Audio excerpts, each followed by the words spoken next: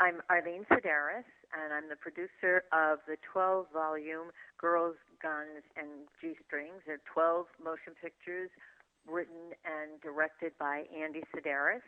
And speaking with 80s Picture House charmers Dave and Thom, and we're going to tell you everything there is to know about the series and hope that you'll be interested enough to follow up at www.andysidaris.com. That's ANDY, S as in Sam, I, D as in David, ARIS.com. And then sign up and you'll get our newsletter, which is always filled with very interesting information about the women and the men who starred in the films and where the films are playing. And you can probably get to see them on television, or you can buy your DVDs locally. And perhaps there will be other ways of transmitting the entertainment available on the 12 films in Girls, Guns, and G-Strings.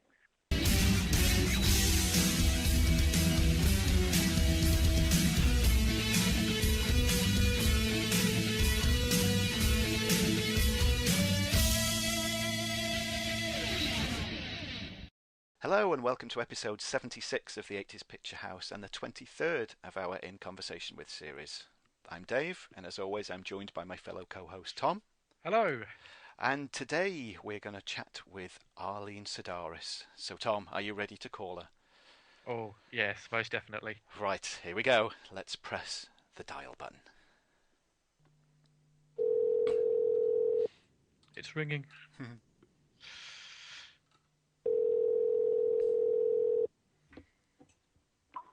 Hello, you've reached Malibu Bay Films, 278-5056. Please leave a message after the beep. Thanks. Hi, it's Dave and Thom from the 80s Picture House. Hello. Hello. Hi. Hi. Yeah. I was just locking the door after my daughter, who was leaving. Oh, so. That's all right. You have no idea of the excitement that caused me and Thom just to hear that message. I ran on my little feet all the way to the phone. So, now, tell me exactly who I'm talking to. Okay, you've got, I'm Dave, and I'm in North Wales. Uh-huh. And Thom, over to you. Yeah, Thom, I'm in Norfolk in England, which is sort of 100 miles from London. So, I'm always pleased to hear about people who know about the films and enjoy them. So, how long have you known about the films? Well, you introduced me to them, Thom, didn't you? Back, 2012? Yeah, oh it was for the first. It was the first ever episode we did. I saw a clip of one on YouTube of Hard Ticket to Hawaii, and our regular shows we set up. Someone chooses a film, someone chooses an album. So I chose Hard Ticket to Hawaii, having never seen it, and both Dave and I just fell in love with it after that. And... Oh, good. Now, the clip that you saw, I bet, was the one where he throws the razor thing, right? Yeah, that's it. And that's the most violent thing in all 12 movies. But that must have been it, right? It was the one. Yep. How could anybody resist that? Once you've seen that, you've just got to watch all the films.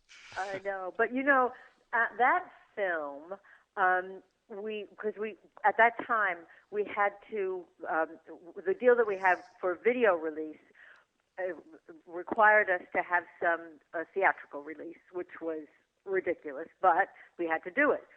And I was in charge of the theatrical distribution, and afterwards I said, I haven't been lied to like that since I was 16.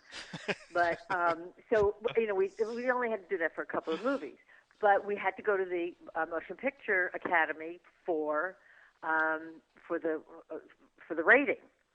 And when they saw the part where they throw the rubber doll up in the air and they shoot it, they said that was too violent. I said, it's a rubber doll. And there was some other stuff that they didn't like, but we wound up getting the R and doing the release and losing money on the theatrical. Oh no! But we did fashion a good relationship with the video people, and internationally, they liked the films. The Japanese liked the films because they liked sweaty, blonde American women. I think everybody that we've put on to the films, I've loved them. Everybody has loved them. Oh, good, oh, good. Yeah. They get the joke. Before my husband and I went into business together, I was in television. He was in television. I don't know how much you know about his career, but he was the head director for ABC Sports. Yeah, I wanted to ask about this because I'm a big NFL fan too. So good. He was basically the first director that Roone Arledge, who started ABC Sports, hired. There are so many funny stories about him because he was working at WFAA in Texas, a local station, and he also had a children's show, The Magic Land of Alakazam. So he had two jobs, and it was very exciting. He was he was a kid. He was just out of college, and so the head guy at WFAA recommended him to Roone Arledge. So he went to New York with he had done a kind of an album. He sketched how he would cover football with the camera placement, and he also, which was revolutionary, recommended that he take the camera off the field and get the full picture. He had been a journalism major in college, so he wanted to tell the whole story. But when he got to the reception area at ABC, the secretary asked him for his business card. Well, he didn't have a business card. He was a kid who was, fighting for his life. But what he did have was a letter from President Truman, because he was the youngest Eagle Scout. When he became an Eagle Scout, he was the youngest Eagle Scout ever to make the grade, and that's what he sent as his business card to Roone Arledge. Wow. And he got hired. So he was this funny guy. But so when we went into business together, it was basically after ABC was bought by another company, a conglomerate company, and they started cutting back on equipment and travel and hotels and all that stuff. And he said, "Oh, time to go." So, but the family joke was he decided to go into motion pictures because if he got another Emmy, the house would sink. Yeah, this is something I wanted to make clear to some of the listeners that may not be aware of it. That, obviously we've talked about Andy's films throughout the 18 months that we've been going, and we've had listeners contact us, and they've bought the box set of them all, and they've loved them. But what they might not know, he won multiple Emmy awards, didn't he? Oh yes, oh absolutely. He won so many, and then there were so many where he got certificates of being, involved in Emmy award-winning shows. But he's given some of the Emmys to SMU, where he went to college and majored in journalism, and to the city of Shreveport, Louisiana, where he went to high school. He was raised there. He was born in Chicago, but he doesn't like to talk about being a Yankee. He likes to talk about being a Southern gentleman. But I have to say, at his memorial service when I spoke, and one of the things I said was, nobody knew how smart he was because he couldn't make a sentence without using a four-letter word. So, and I still have 4 of the, I don't know how many, I think about 14 Emmy Award statues. Oh, wow. But the rest he distributed to his people. Well, what about you, Arlene? How did A Girl Born in New York get to be... Brooklyn, New York. Brooklyn, New York. How did you get to be a producer in the film industry? And before you did that as well, did you have any sort of major interest in films? Did you go and watch them quite a lot. Or, Here's my story. When I was in my third year of college at CCNY, which is a city college, but at the time it was before open enrollment, and I must say that it was considered the Harvard of the middle class. But I didn't know what I wanted to do. I knew, I come from an era where, not too many women were encouraged to have their own careers and make their own way in the world. So I was looking at a future of being a nurse. I don't think so. Or a teacher. Nah, I don't like kids that much. So one day I walked out of school and I just, I'm not going. And my mother was crazy, angry or whatever. So I answered an ad for a job that I thought was going to be glamorous and travel, and it turned out to be a job that was selling magazines. They drive you to a city and they drop you off and you go door to door. So while I was waiting for the interview, there was a man who came out of his office and said, "What are you doing?" I told him. He said, "Oh, you don't want to do that." He introduced me to an agent by the name, who at the time was Bernie Brookston, who then became a really, really powerful guy in the business. But at that time, he was just a young agent at the William Morris Agency in New York. So I got the job, and I thought I thought I'd died and gone to heaven. It was the most exciting. There were movie stars who'd walk in the hallway, and producers, and you got free tickets. It was fantastic. But then I lived in Brooklyn, and I wanted to move into the city. And my mother would not let me get an apartment in the city because what would the neighbors say? So I moved to California. And by chance, I got a job with a television producer. And that evolved. Let me see how the short story, because otherwise we'll be here till next Tuesday. The short story is that I started to work in television, and a few years later, after I was married, the woman who became my business partner, Joyce Brotman, and I were sitting at the table. She didn't have health insurance, and we had been working in live TV, and we were basically, kind of in charge of script and continuity, but the film people, the film script supervisors, were a union, and they got health insurance. So we were talking about how we were going to do that. And we looked up, and she said, there's a Nancy Drew cookbook. She said, what about those books? Well, we wound up getting the rights to Hardy Boys Nancy Drew in like September, and by February we were on the air with a series, which was incredible. Yeah. Yeah, it really was. So that was my first producing job, and at that time, I used to drive to the studio every day, saying, "Please God, please don't let them find out today," because I thought I didn't know anything. But as it turned out, it's one of those things where you compare your insides with everybody else's outsides. Not valid. So we were producing that, and then after that was over, I then got a job in development at MGM, and then I produced a movie for television, which was with Jane Seymour, Obsessed with a Married Woman, which did very well.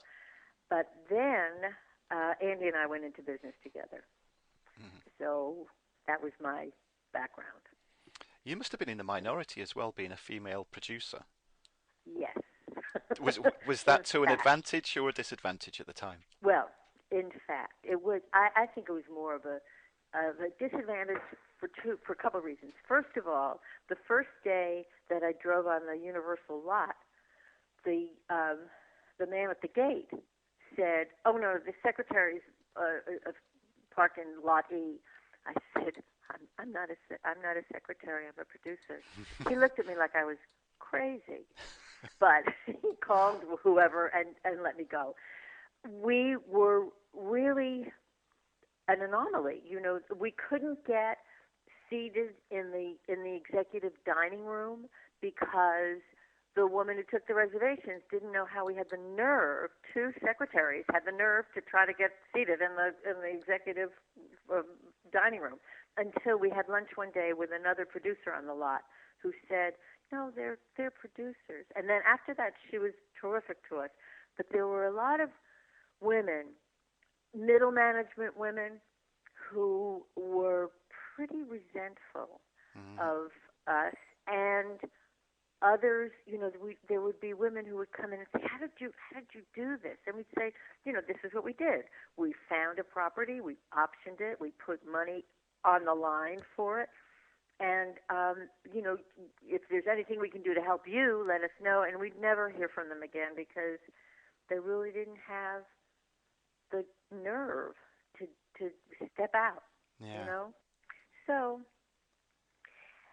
anyway, and then there were some, we go into casting sessions, and if a guy came in, if an male actor came in, so the male producers would talk about football, and they'd talk about sports, and they did all that. If a woman came in and we talked about shoes, they'd say, "Okay, can we get back to work now?" So, some things, but I think now, I think it's pretty different. I think it is. I don't know. I don't, now that I'm older, I was kind of a cute young girl, so was my partner. So we were really strange. What are two cute young girls doing in that seat?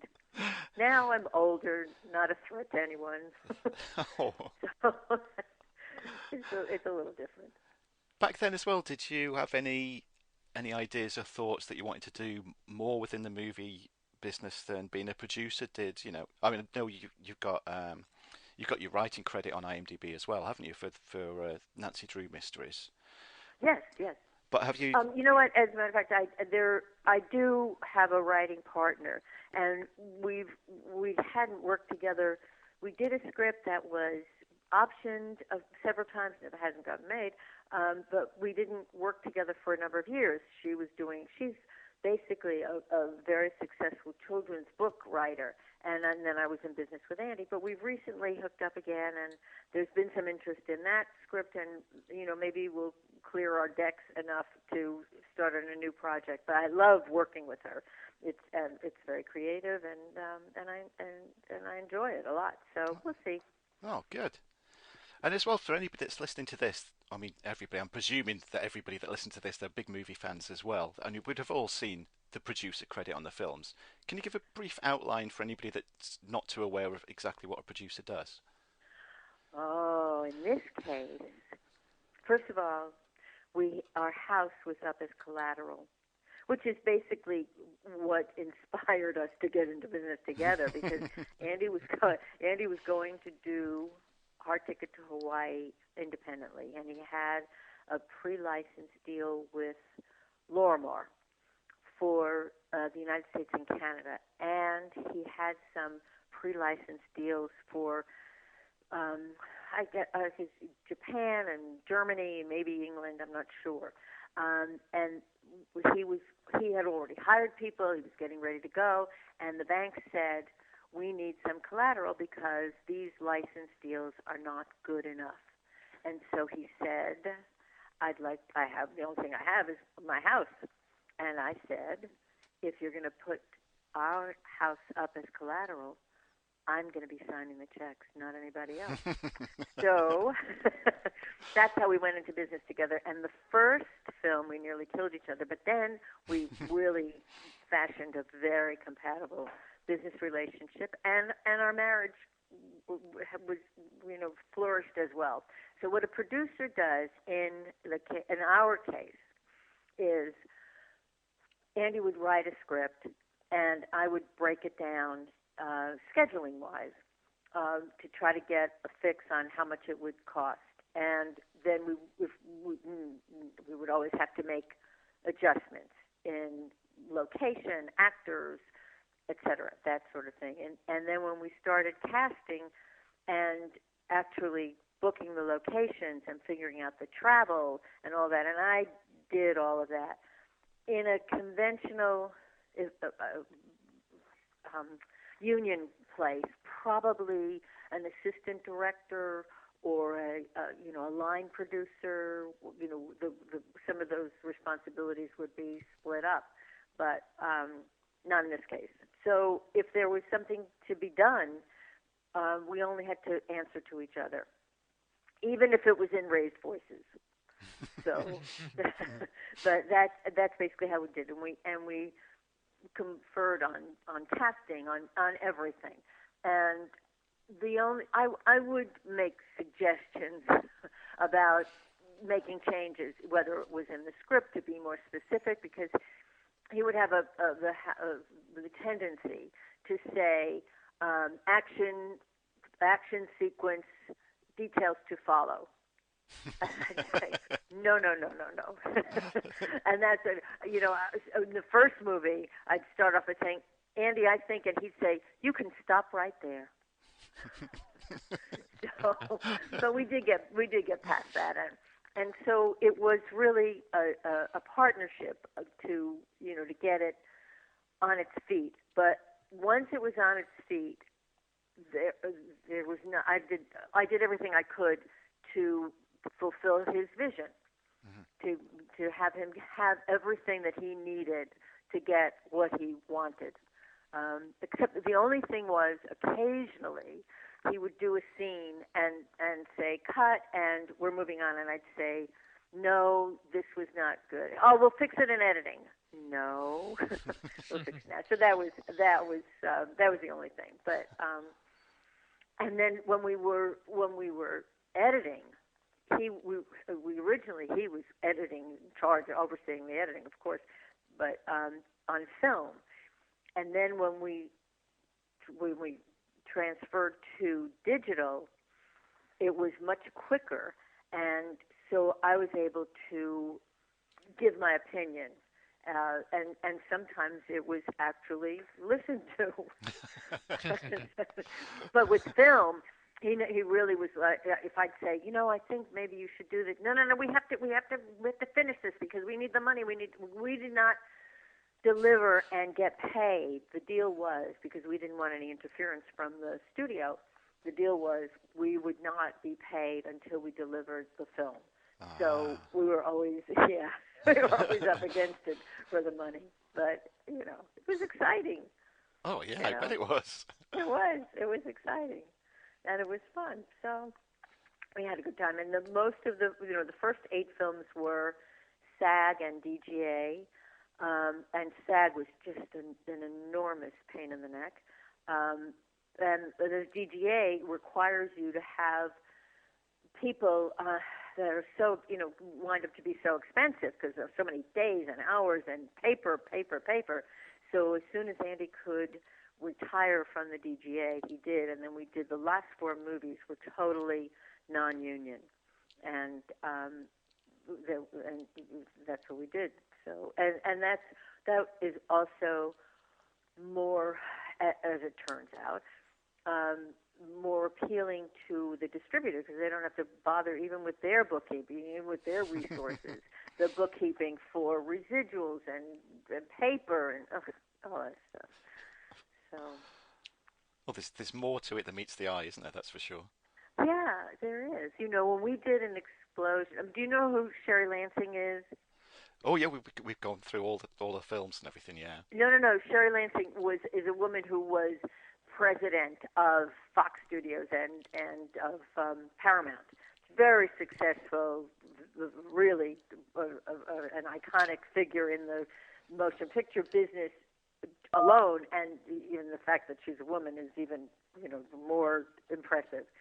But when we did an explosion, and all of us would be in the water picking up the ashes and the pieces, and I would always say, "You think Sherry Lansing does this?" I don't know. Yeah. And you had some massive explosions in those films. Yeah, as well. yeah, we had a lot of mess.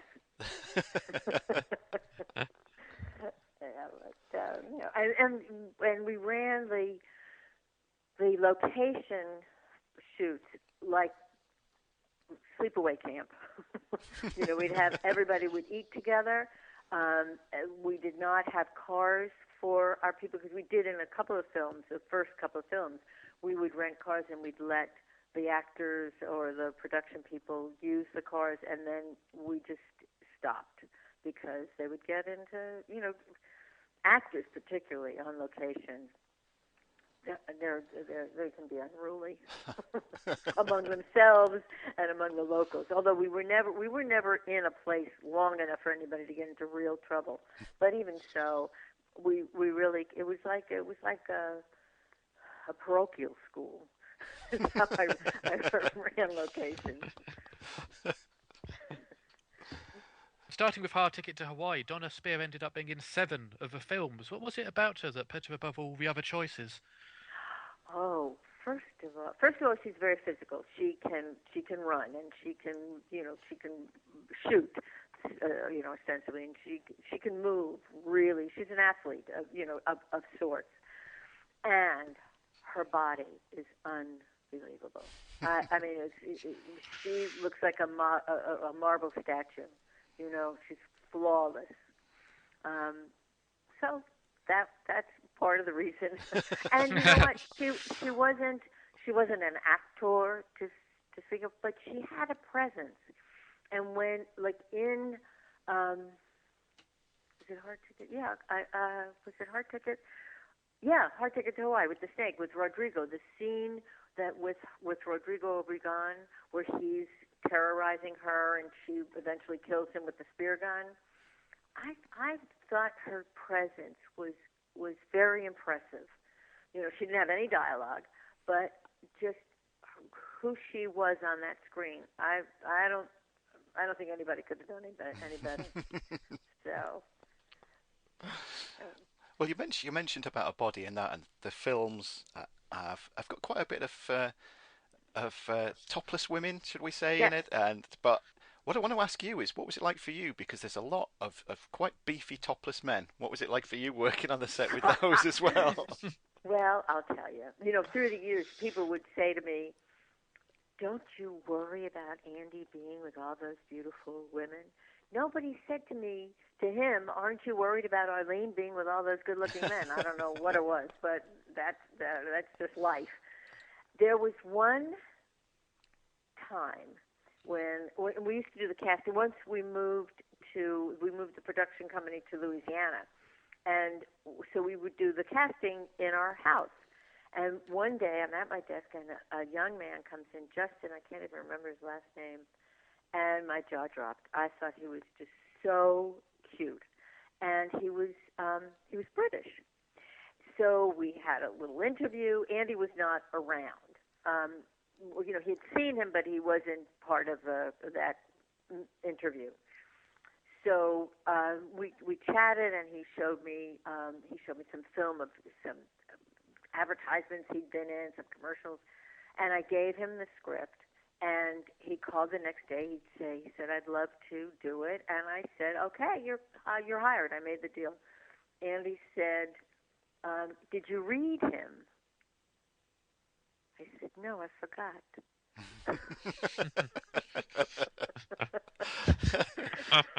He said, "He's got a British accent. He's supposed to be an American undercover." I said, "No, that plays." Anyway. Well, you were just slightly distracted for a while. I That's fine. was. But on the other hand, when we were casting the first movie, and it was Andy, myself, and there was a casting person, an associate producer, somebody sitting in the room. I had my head down. I looked up, and there was Cynthia Brimhall, and I nearly fainted because she was just so striking. So, that I give equal gasps. And who came up with the ideas? Was it Andy that came up with the ideas? Like Yes. With the razor blades in the frisbee in Hard Ticket, the guy doing a handstand on the skateboard with the blow up doll. All the crazy scenes that we love. All the crazy stuff was Andy. He did. I mean, he really was just a funny guy with an imagination. When he was a little boy, his uncle, he lived in Shreveport, Louisiana, and his uncle lived in Kansas City, and his uncle owned some movie theaters, and they were in the the black neighborhoods. And so, and Andy's father had died, and so his mother used to send him up to see his uncle during the summertime. He was about, I don't know, 8 or 9 years old. Did you ever see Cinema Paradiso? Yes, yeah. It's just had a re-release as well, yeah. Andy said, I was that little boy. He would, while his uncle was doing, talking to them about the money, whatever, he was sitting in the projection room watching these movies, but they were like black. They were all black actors. So these movies were all, for the black community. Mm-hmm. And this was a long time ago. So, it was different. But he then had these ideas about action films and about featuring women instead of men. So the whole thing was his concept and his vision. Would he come up with one of these scenes first and then slot it into a story, or would it be the process of writing the story and then come up with the scene? Oh, I don't know. He would sit in a room with a yellow pad by himself for a couple of days, but it was after all of the whole movie was kind of forming in his head. So, I guess one thing inspired the other both ways, I'm assuming. Was there anything he came up with that was too crazy that you said, oh, we can't do that?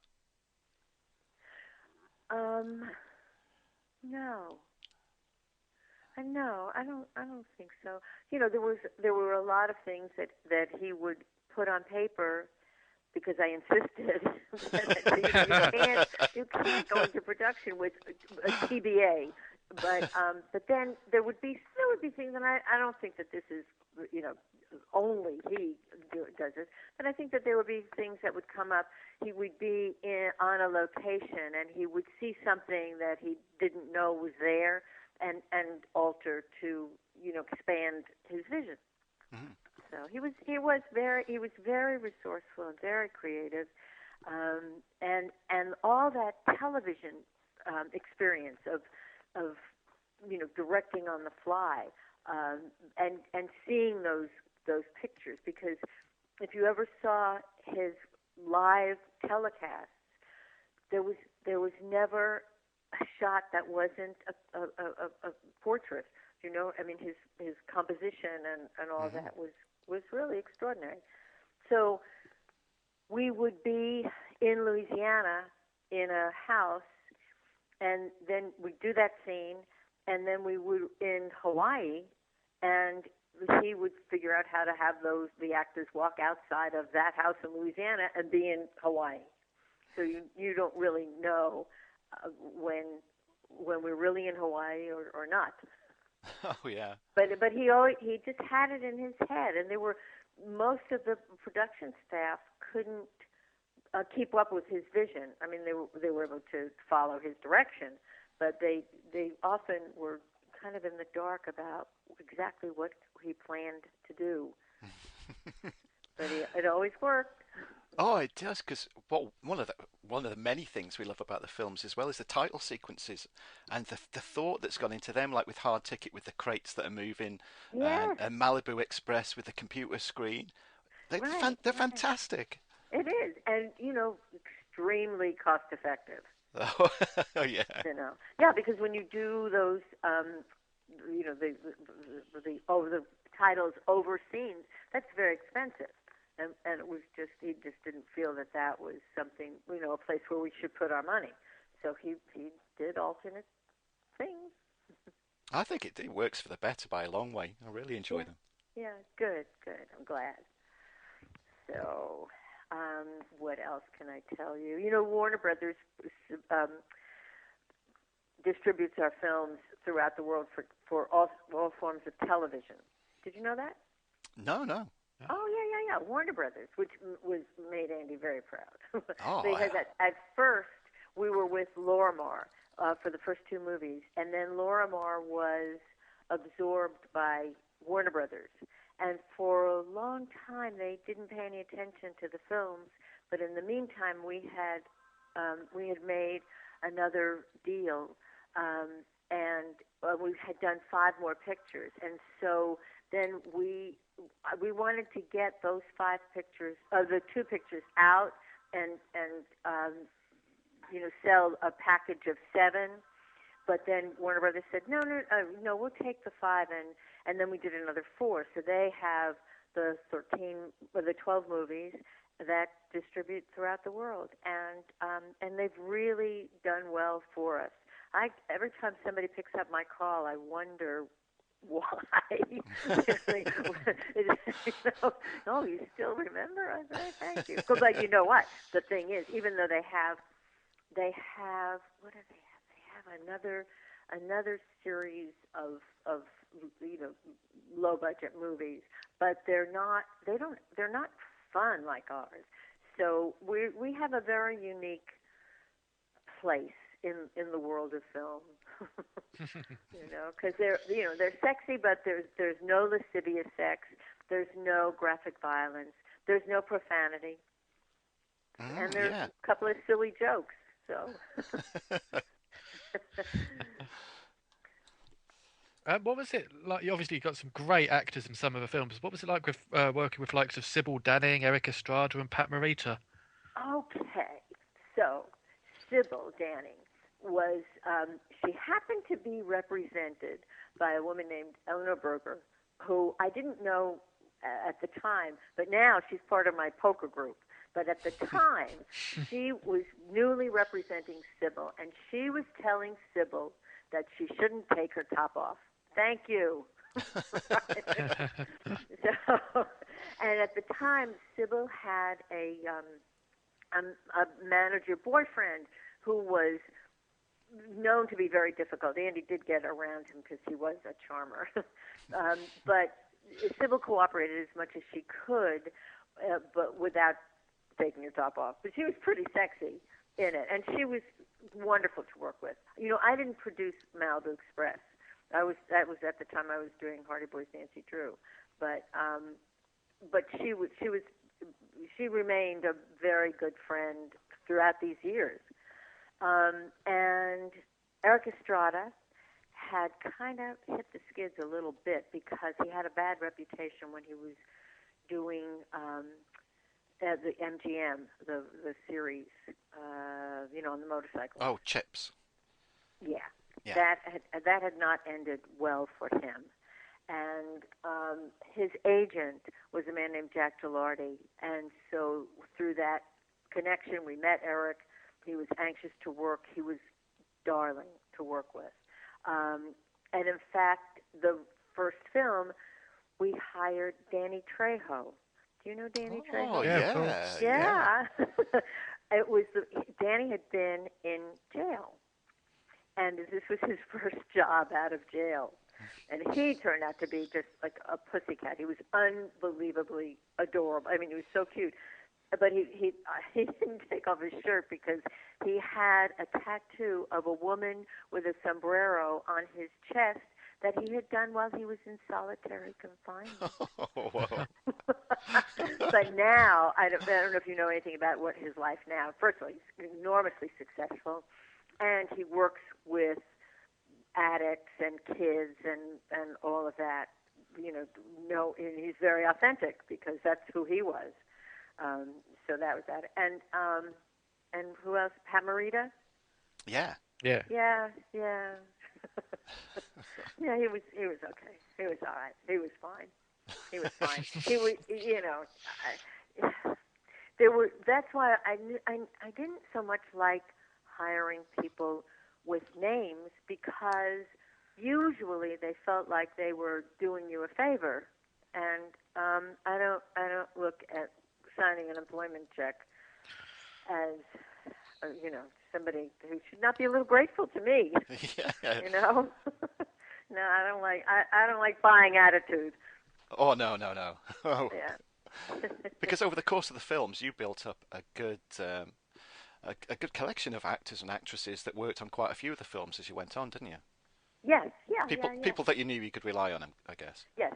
Tony Peck, who is Gregory Peck's son, is a really good actor. And Jeffrey God, what's his name? Who's James Bond's son? Jeffrey Moore. Mm. R.J. Moore is Roger Moore's son. And in fact, if you in the opening sequence of Fit to Kill, he's wearing a tuxedo that his father wore in the first James Bond movie that he did. Oh, fantastic! A little bit of trivia. Yeah. So and he worked in a couple of films, and what's his name? Peck worked in a couple of films, and Rodrigo Obregon was one of our favorite people, and Andy loved working with him. So there's one film where we didn't have the only part that we had for him was Large Marge, and we had to get him a wig, a sweater skirt, and size 10 high heels. but he was a good sport about it. He's really a fine actor, Rodrigo. So he was, Oh, and yeah. he did. There was on, I think it was Guns. We were on Molokai, and so part of his character look was that he bought light blue what do you call it, lenses for his eyes, and he lost one. Oh no! On Molokai. There were a couple of funny stories about being on Molokai, which is the friendly island. Not so much. But Cynthia Brimhall, who was this redhead that just it was dazzling, shows up with black hair. Oh. Cynthia, why would you do that? Well, she wanted, and I said, we couldn't find a hairdresser to, without, getting her bald, to try to change it back to red hair. And I said, you shouldn't have done this. How could you do this? She said, well, if I broke my leg, would you be that way too? Yeah, I think so. I think I would. What was the biggest sort of panic situation that you had then during the making of these? Well, this one, there was a man named Norm Goyer who was our consultant for all the airplanes, and he published a few airplane magazines. So, and he recommended a man who was going to fly the plane, the Cessna. Mm-hmm. I can't even remember his name. But there was a situation. We were on Molokai. He was the Jim was his name.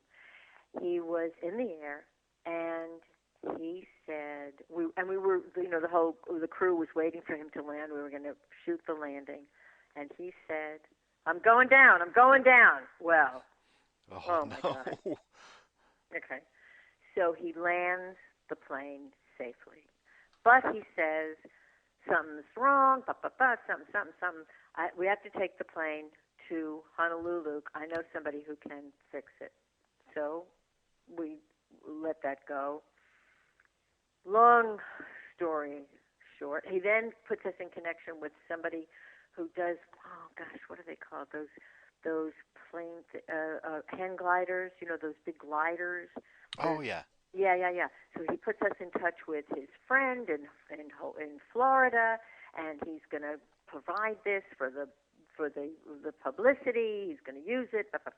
Okay. So he's in Honolulu to fix this plane. The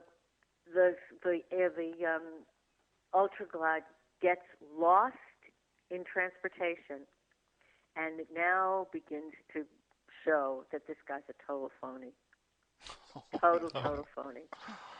So we get past all of that. We replace the hang glider with another air thing, another kind of airplane, and we fire this pilot and hire somebody else and get the plane back and finish the film.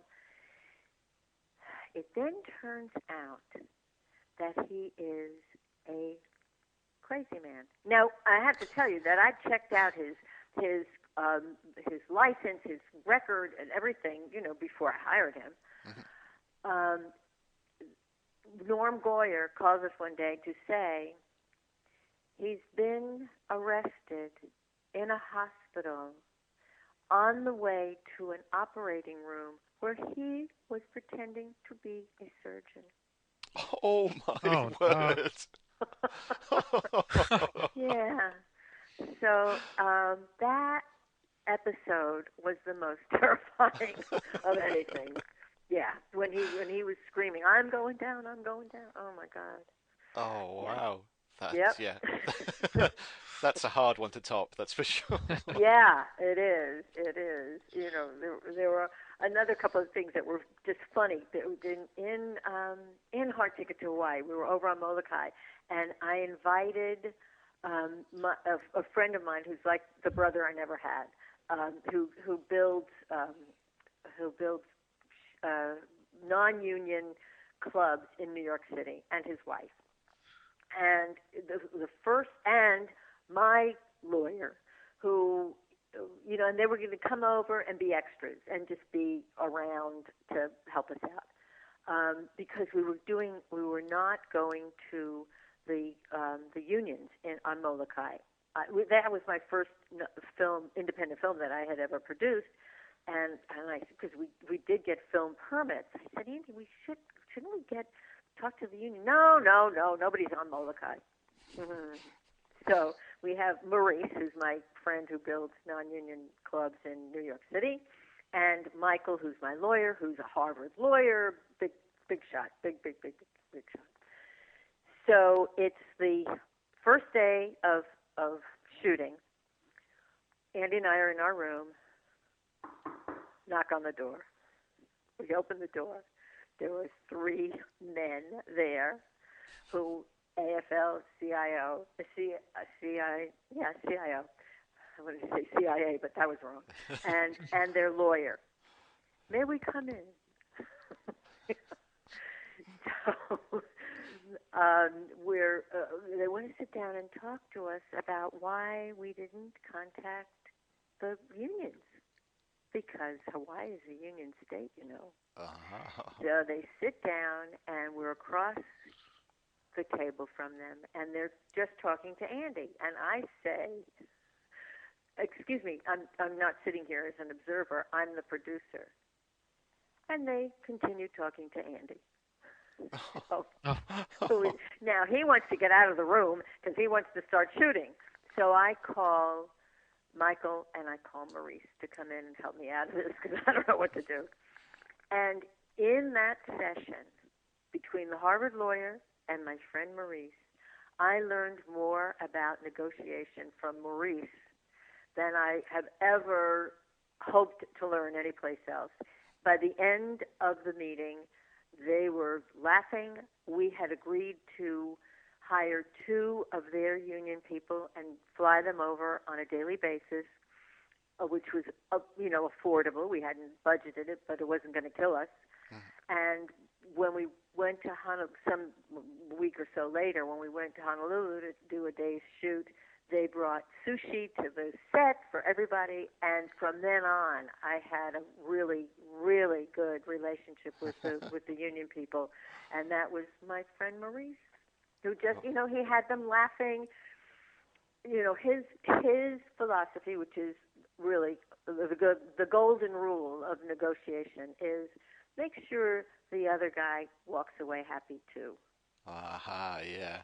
Yeah, because that situation could have gone totally the other way.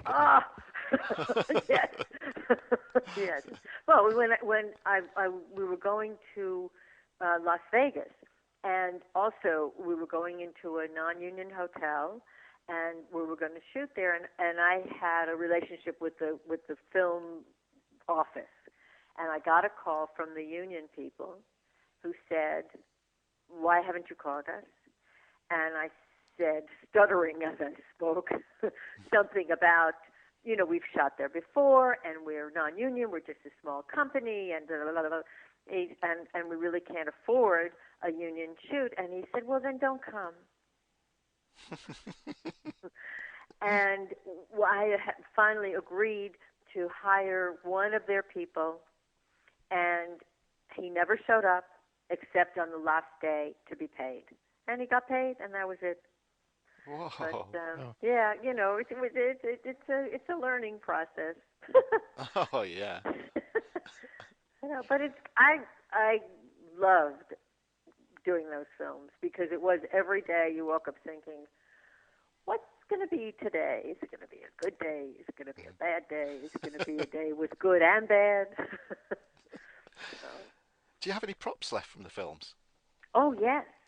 Yeah? In my living room hangs the plane, the model, well, it's more than a model plane. It's a big plane that we used in Savage Beach during the hurricane.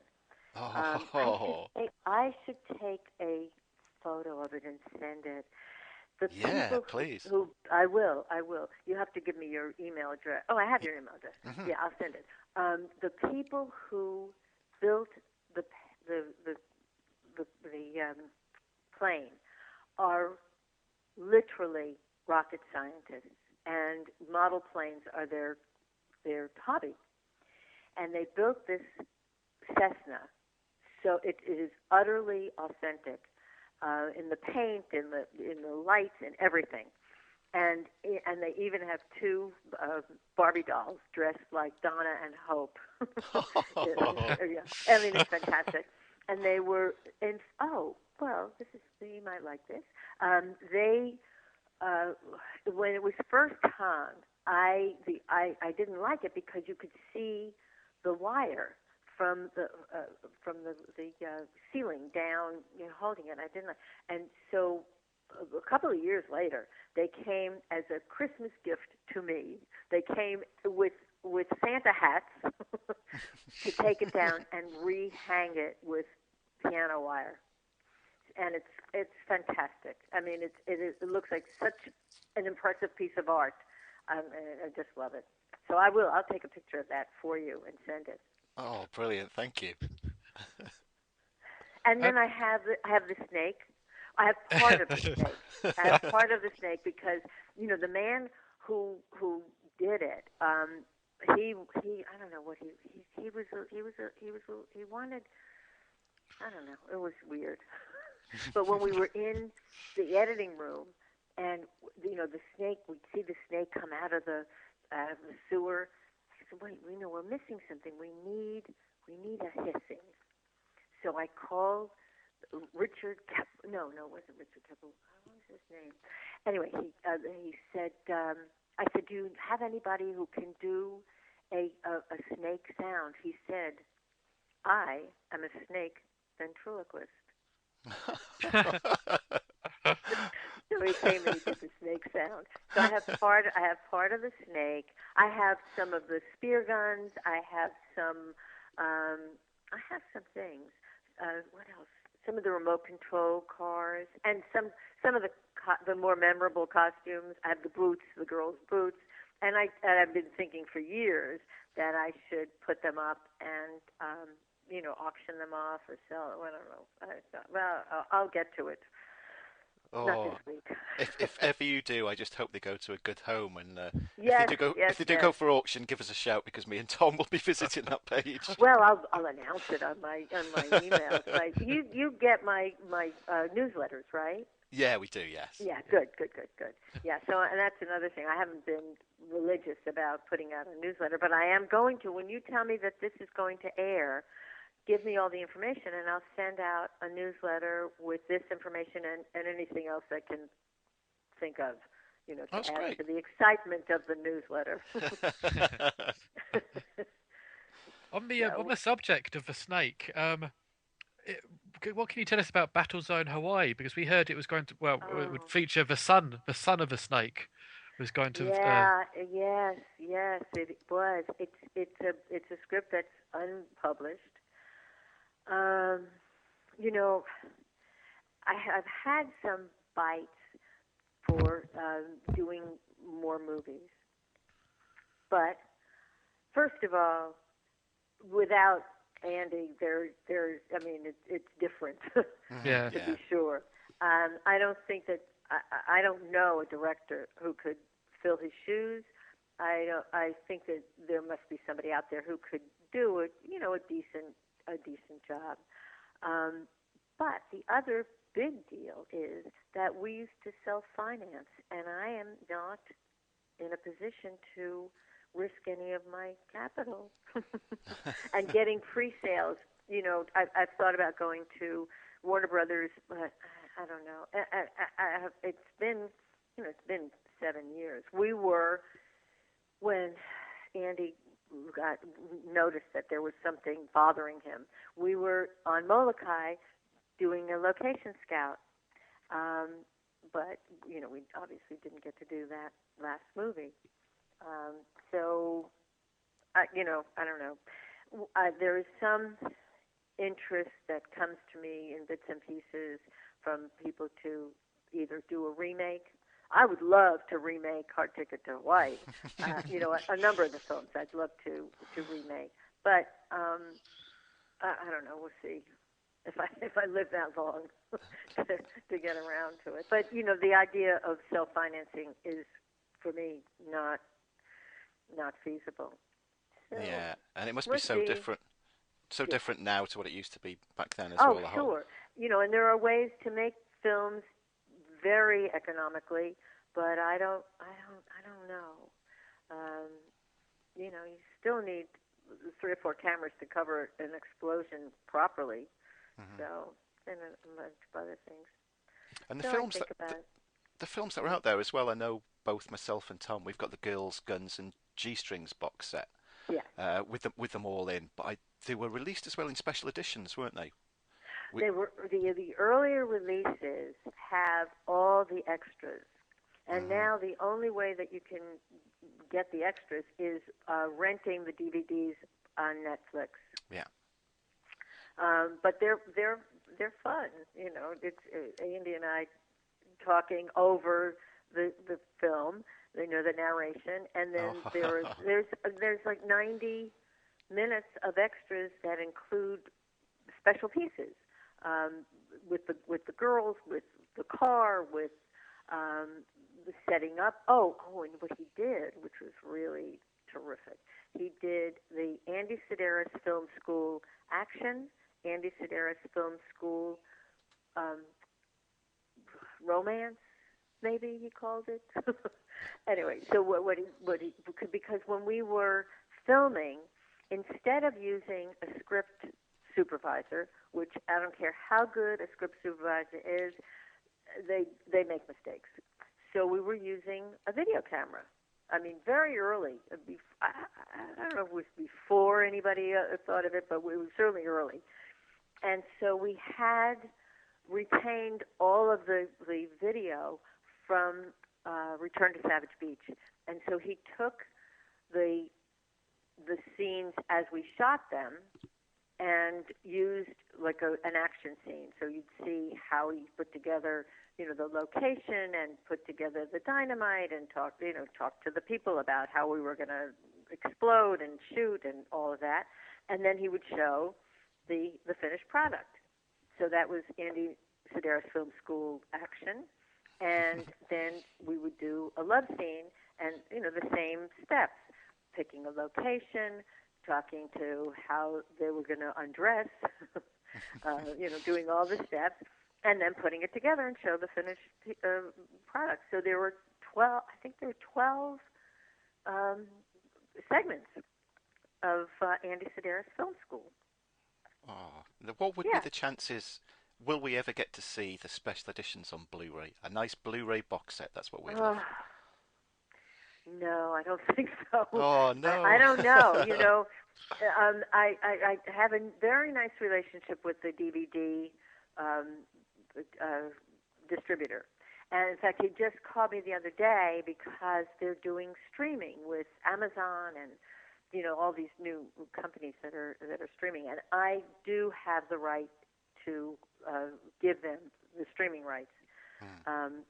So, I'm hoping that they're still selling DVDs, but the DVD market is fading.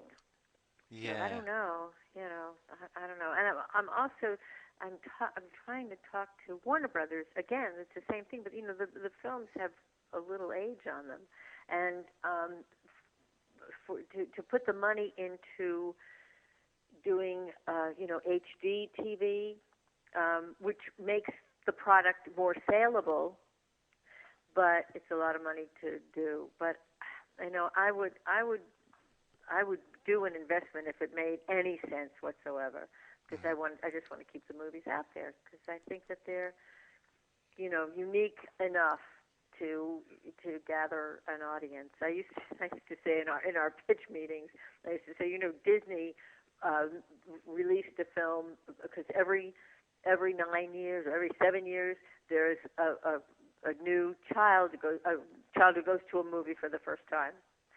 Our movies, every 4 years, there's a college freshman who wants to watch an Andy Sidaris movie on a Friday night in his frat house, right?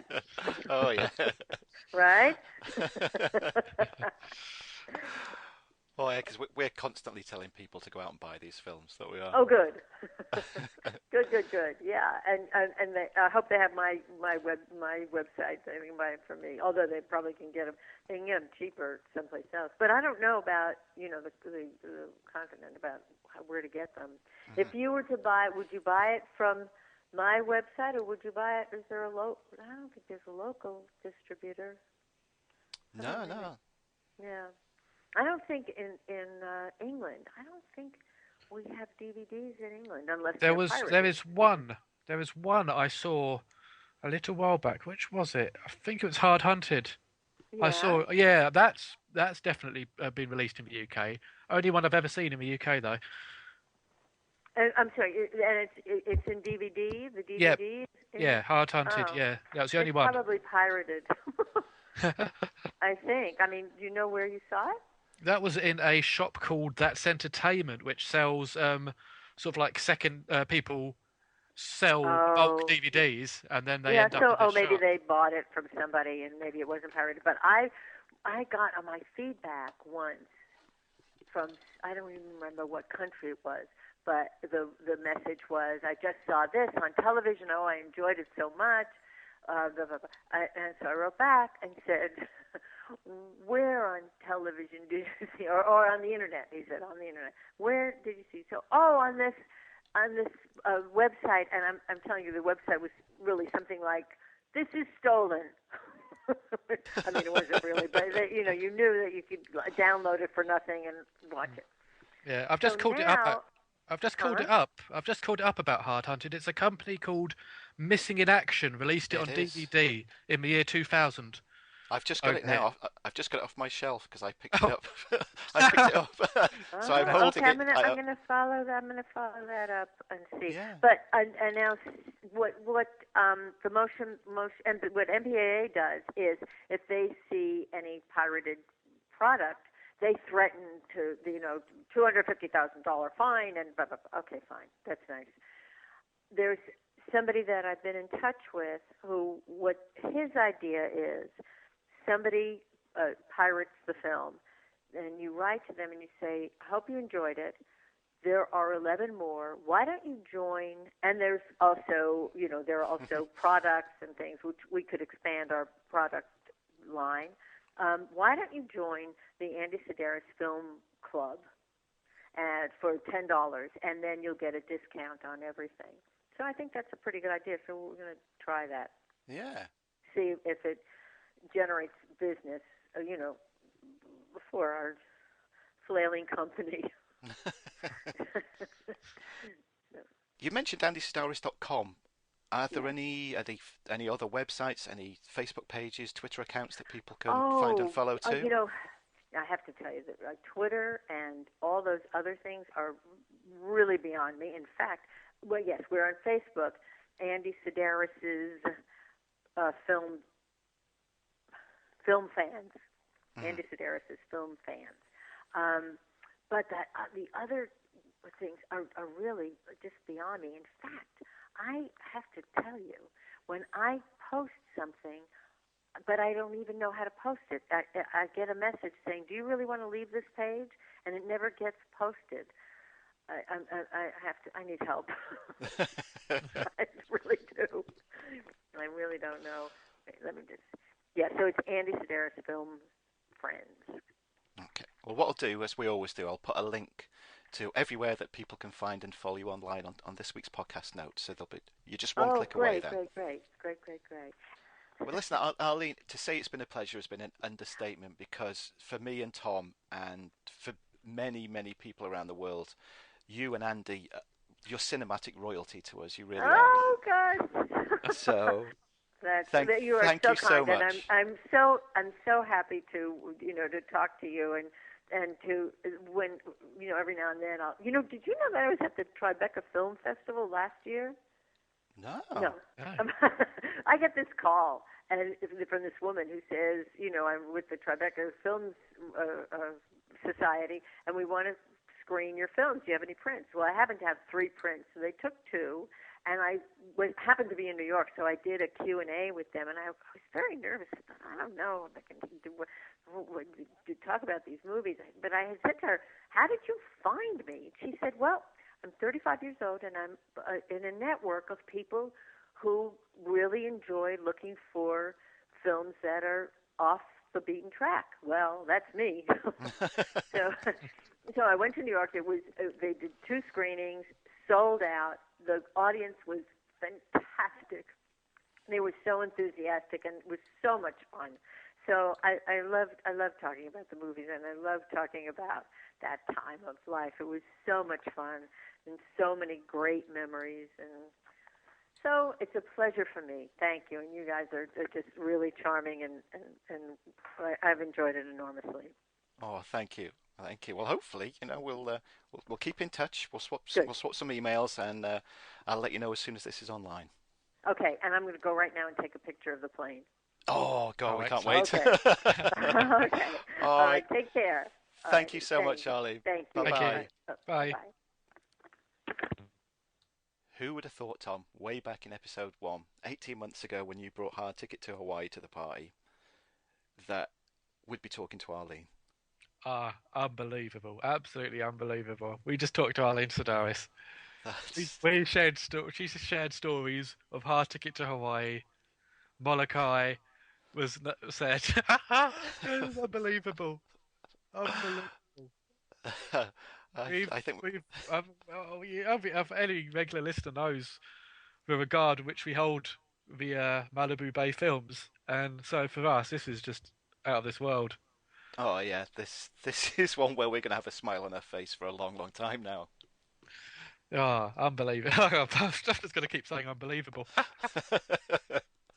but well, it's unbelievable.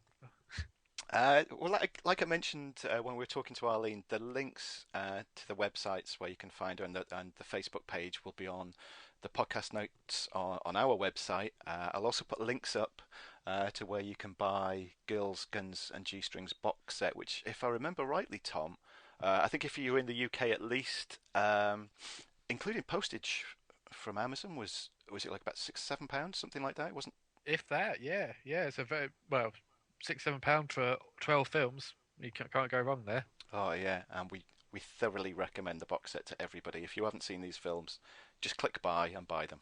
Yep. A blind purchase on these, and then go back and listen to us talk about it and do a commentary on it and all the other stuff with Hard Ticket at least. Well, Tom, all that remains now is if you could tell the listeners how they can find and follow us online. Yes, our website is 80spicturehouse.co.uk. Our email address is contact@80spicturehouse.co.uk. Alternatively, at the top of our website, there is a contact us form. Our Twitter is @80spicturehouse. Our Facebook is facebook.com/80spicturehouse. And if you enjoyed this or any of our other interviews and want to leave us an iTunes review and you're not on iTunes yourself, it's the 80s Picture House on iTunes. Mm-hmm. And of course, since the last interview, we now also have a YouTube channel. Of course, yeah. Of which we're just going to use it for these In Conversation with episodes. So you may be even listening to this on YouTube for all we know. Yeah, you could be. Yeah, and if you are, leave us a comment. Yes. Right, Tom, it's time for us to go with smiles on faces, and go and put on an Andy Sidaris film. Why not? Oh yeah, too right. Good choice. All right, thanks to Arlene for talking to us. Thank you for listening to us, and we will see you again very, very soon.